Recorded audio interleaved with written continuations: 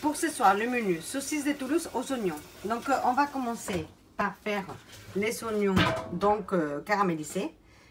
Pour ceci, donc on va utiliser 400 g d'oignons, 20 g de balsamique et une cuillère à café de sucre en poudre. Voilà. Donc, le temps que ça a cuit, nous on a fait donc les saucisses avec de la margarine. Vous le faites un peu revenir. Et maintenant, on va procéder à faire la purée des pommes de terre. Maintenant, pour faire notre purée de pommes de terre, on lave les bols et on va mettre 500 g d'eau dans le thermomix. Donc, vous mettez bien la balance. Ça dépend de votre modèle. Voilà, on fait tard et on va mettre donc dans le panier 900 g de pommes de terre. Voilà, donc on a mis 900 g de pommes de terre. On ferme les bols et maintenant on va mettre, donc on va faire des papillotes. Donc papier sulfurisé, les oignons confits qu'on a fait au préalable. On met la saucisse au milieu.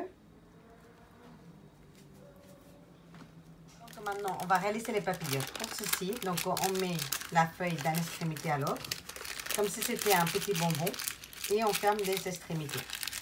Voilà, comme ça nous fait notre petit boudin en papillote. Là, vous voyez, c'est pour 5 personnes, mais vous pouvez faire vraiment pour 10 parce qu'on met les 5. Après, on peut mettre sur ces 5-là. Et sinon, vous utilisez donc le plateau du Varoma et ça vous permet de rajouter encore 6 ou 8. Et ça vous fait donc un repas pour 12-13 personnes. C'est une façon d'optimiser votre thermomix pour faire justement beaucoup de quantités. Maintenant, on les ferme et on va justement le poser sur le thermomix. Et là, on va programmer 25 minutes, température Varoma, vitesse 1. Et pendant 25 minutes, donc on va faire la purée des pommes de terre dans le bol. Et les saucisses avec le compoté d'oignons dans le Varoma tout en même temps. Et là, vous avez 25 minutes pour aller faire votre sport. Et tout sera prêt dans 25 minutes. Maintenant, les pommes de terre sont cuites, comme on dit. Voilà, on vide tout ça.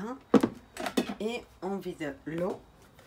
On va mettre donc 150 g de lait au de l'eau. Donc nous, on a choisi de l'eau, 150 g. Et après, on va ajouter 50 g de beurre demi-sec ou 50 g d'huile d'olive. Donc nous, on a choisi l'option huile d'olive. Donc on va mettre 50 g. Donc vous pouvez faire tard ou additionner au contenu qu'il y avait avant.